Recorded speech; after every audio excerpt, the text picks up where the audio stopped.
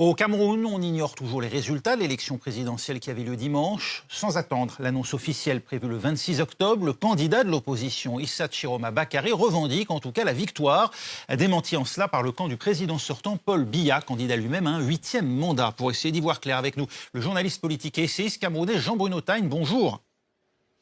Bonjour. Qu'est-ce qui permet, d'après vous aujourd'hui, à Issa Chiroma Bakary de revendiquer cette victoire sans qu'aucune information n'ait filtré à ce que l'on sache ?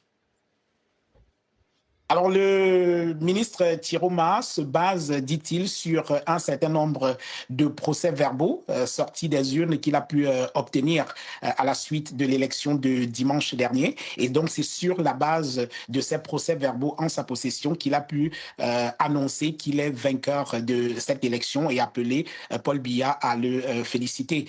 Il faut dire que ce n'est pas la première fois qu'on observe ce genre de choses au Cameroun. En 2018, Maurice Kamto avait déjà revendiqué sa victoire. En général, c'est une stratégie de la part de l'opposition parce qu'elle ne fait pas confiance aux institutions en charge de conduire le processus électoral. Et il est donc question de prendre le pouvoir de coup pour éviter que des fraudes électorales viennent entacher ce qu'ils considèrent comme leur victoire. Une stratégie en contravention avec la justice. Issa Chiroma Bakary, c'est lui-même ce qu'il en coûte, puisque ministre de la Communication, alors en 2018, c'est lui qui avait signifié à Maurice Kamto, l'opposant d'alors, qu'il était hors la loi et s'exposait à une peine de prison en proclamant déjà sa victoire à l'époque.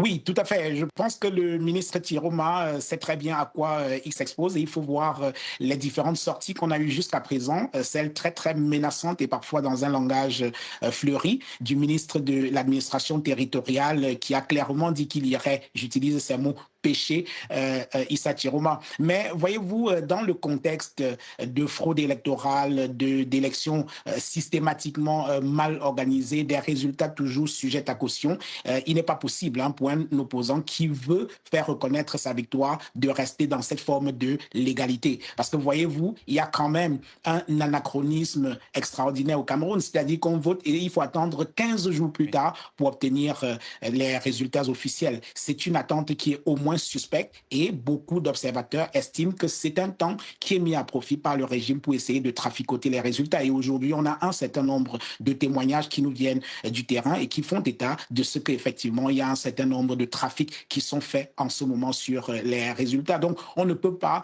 rester dans cette prétendue légalité, sinon ce sera impossible pour un candidat de l'opposition un jour de pouvoir faire reconnaître sa victoire. Parce que c'est ça, le drame du Cameroun, c'est-à-dire une chose est peut-être de gagner sur le terrain, mais l'autre, c'est de faire reconnaître sa victoire. Et les arguments qui sont brandis par le pouvoir pour estimer que Issa Chiroma n'a pas raison, comme ce fut le cas hier pour Maurice Kamto, c'est de dire comment a-t-il fait pour avoir les résultats de près de 31 000 et plus bureaux de vote en 2 jours, sauf que c'est un argument qui ne résiste pas à la rigueur des mathématiques ou de la statistique. Sur la base d'un certain nombre de chiffres, on peut estimer que le candidat qui a eu tel chiffre, c'est un seuil mathématique, ne peut plus être rattrapé. Sur la base des statistiques également, on utilise un échantillon représentatif qui permet de faire une projection sur tout le reste.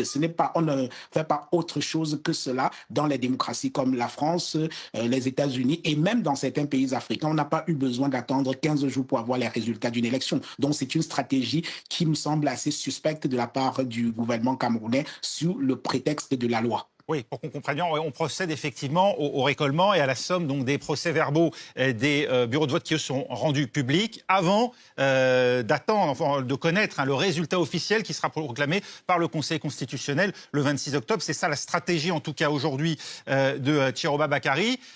Problème, c'est qu'elle l'expose, on l'a dit, à une sanction judiciaire, possiblement une peine de prison. Que cherche-t-il à obtenir? Un mouvement de la rue?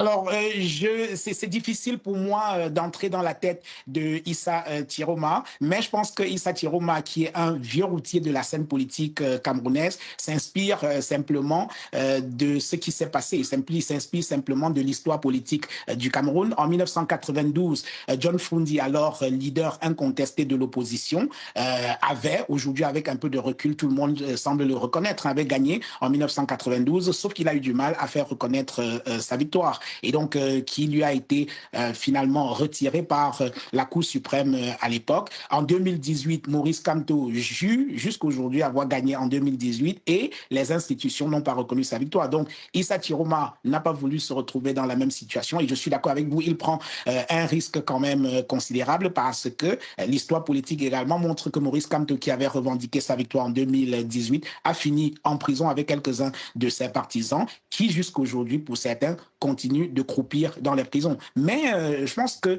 pour le processus électoral au Cameroun, à un moment donné, il est important pour les acteurs politiques d'aller même au prix de la transgression pour pouvoir obtenir quelque chose de significatif dans l'organisation du processus électoral. Et ce processus électoral qui est l'objet d'une lutte qui dure depuis le début des années 90 jusqu'à aujourd'hui pour essayer d'avoir des élections qui soient transparentes et dont les résultats sont le reflet de la volonté populaire réelle. Merci beaucoup Jean-Bruno Tagne, journaliste politique et essayiste camerounais avec nous en direct sur France 24 pour revenir sur cette élection Cameroun dont on ne connaît toujours pas le résultat.